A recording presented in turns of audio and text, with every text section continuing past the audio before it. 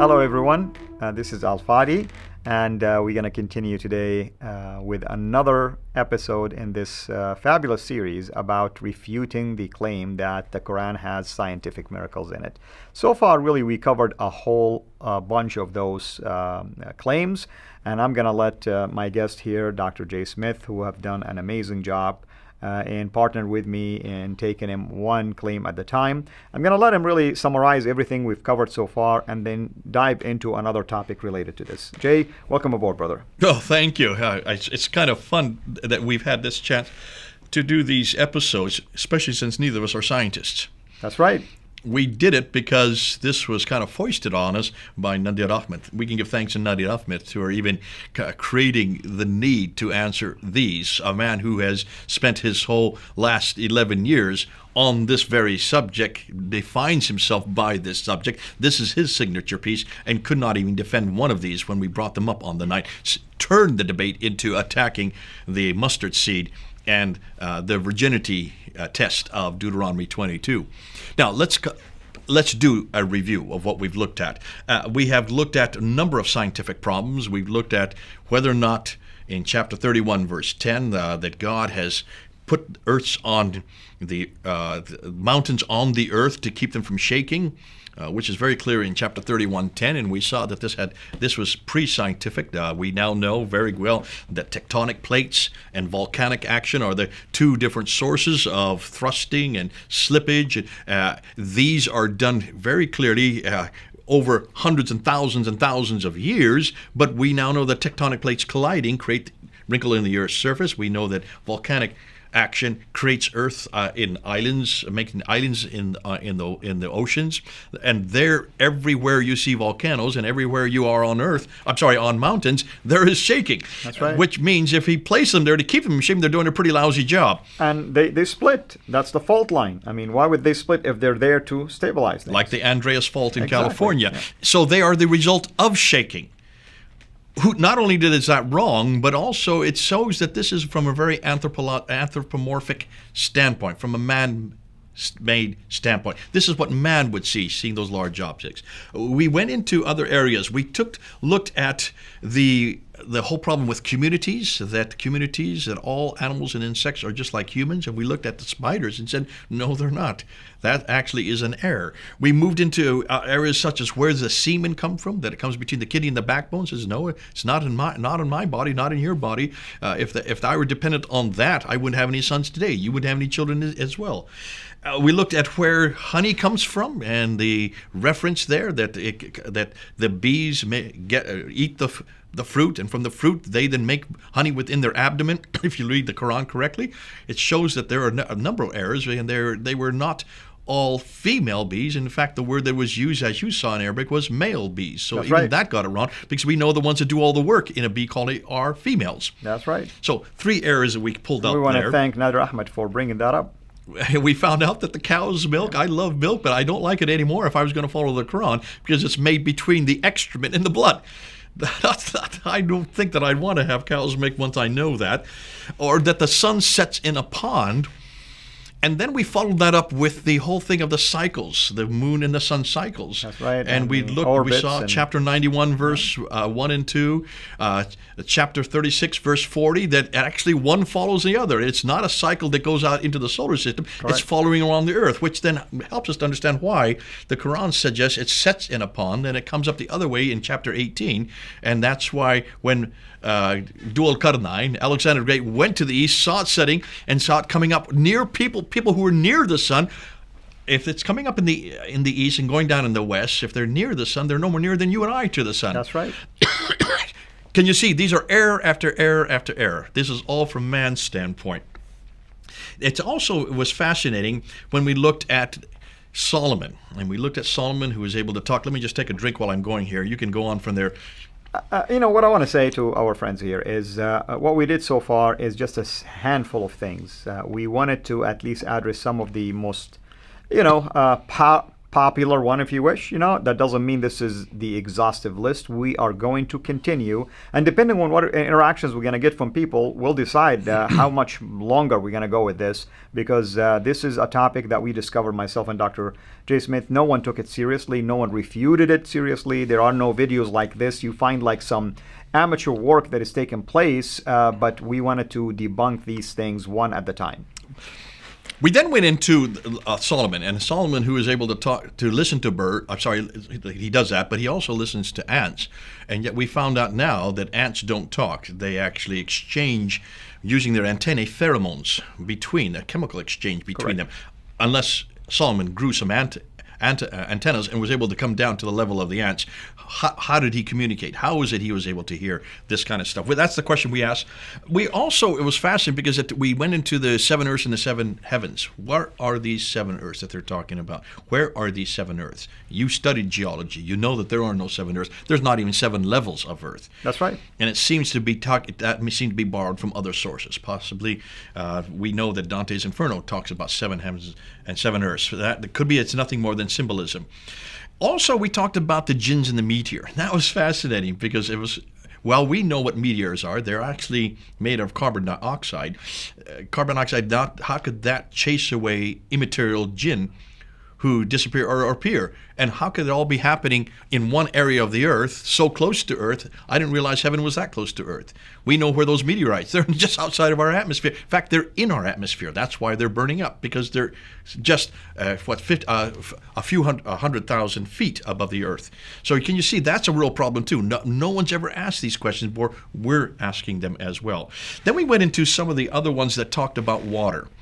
And these were fascinating. The waves above and below, the fact that you can't see when you get deep into water. This is sheer observation. The waves above and below, we looked at the sequence of the verse itself, and you could see that this was not talking about the darkness of the waves. That's right. It was talking about the darkness of the clouds that were forming where the waves were below it, and that it was getting so dark, talking about a tempest that was about to appear that you couldn't even see the hand in front of you. This is a huge confusion, but Muslims need to be careful. If they're going to use this as a proof text, they need to make sure that they read the whole verse and in sequence. We went into the problem about the barrier between the two types of water, the salt water and the fresh water. And we know that this is quite observable in estuaries. This is also observable when different oceans come together. What's fascinating is the verse goes on and says that no one can cross that barrier. Right. Tabari, as you quoted, suggests that this may be a land that's between the two. Yeah, the barzakh, he said, is just earth. Could land. be the Dead Sea, and that would suggest that this is maybe further up near Petra, which supports what Dan Gibson is coming up. But I would say that either whoever wrote that had watched water as it comes out of an estuary after a heavy rain and brings a lot of the silt with it as it comes and approaches the ocean, or in the case like the Channel in England, the dark water, which is actually brown because of the silt, approaches the blue water, which is the sea salt water, and it starts to dissipate. In fact, the blue then takes over it. And something about this, by the way, the reason why I mentioned to you that this could be an observation made somewhere in the Levant area in modern-day Iraq, for instance, or even the Nile River. Why would the God of Islam use examples among Bedouins who have no rivers in there? They don't have a clue what he's talking about, rather than making it in front of people that are watching what's going on. Exactly. Right. And why would he say that no one can cross this barrier? Two problems. If it was a piece of land, can't you cross a piece of land? Yes, you can, from the salt to the fresh. That's right. You can go from the Dead Sea to the Jordan River or to the Sea of Galilee quite easily. In fact, that's what they do. They travel all the time between these lands. If it's the barrier within the water, boats do it all the time. If they could cross that barrier, remember, those barriers between the salt and the fresh water are there 24 hours a day, every day of the year.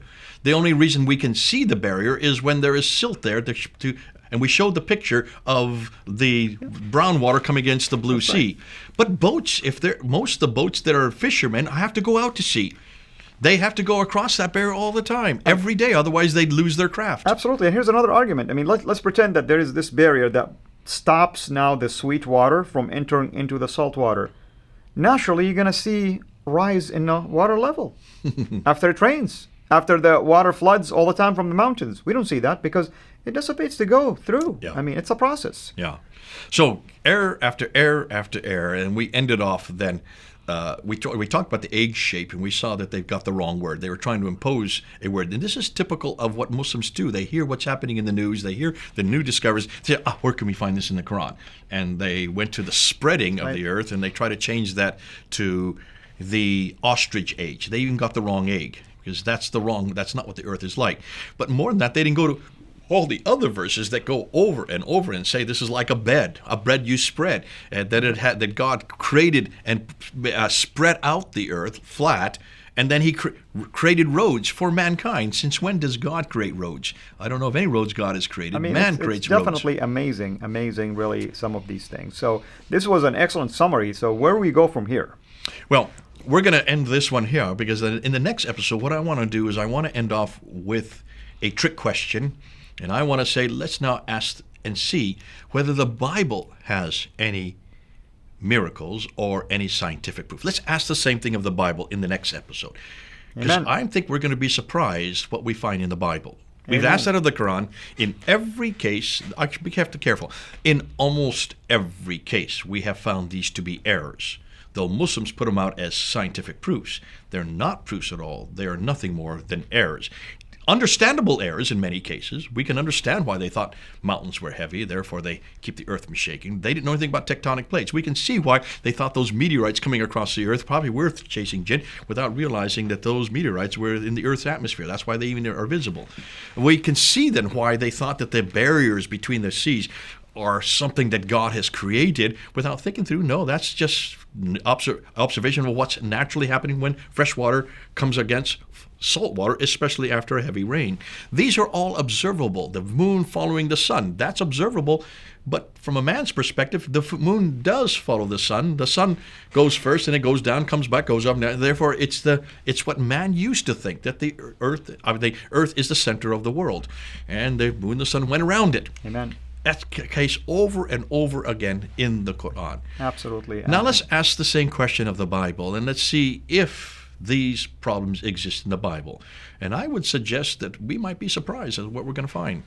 And as my dear brother here mentioned, really a rule of thumb I tell people when it comes to scientific miracles of the Quran, most, if not all, are based on observations, seen things. That's a human nature. We see things, we process things, we try to come up with explanations. Maybe there is a source that we have access to, we try to report it. We brag a lot sometimes and say, hey, did you know this research said this and this and this and this?